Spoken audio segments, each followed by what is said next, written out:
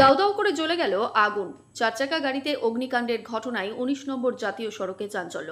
ঘটনাটি দুর্গাপুর থানার অন্তর্গত কাদা রোড এলাকার।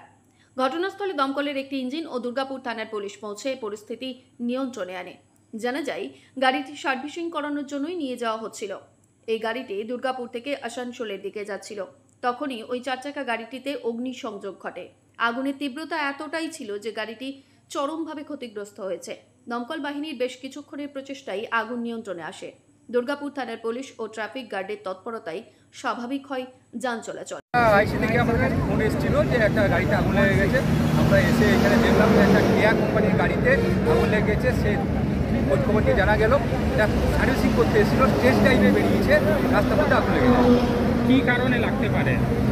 শর্ট সার্কিট হতে পারে, তাছাড়া কোনো কারণ নেই। কোনো ক্ষয়ক্ষতি হয়েছে? গাড়িটা পুরোটা নষ্ট হয়ে গেছে। চালক চালক সবাই ইঞ্জিন কেউ নেই।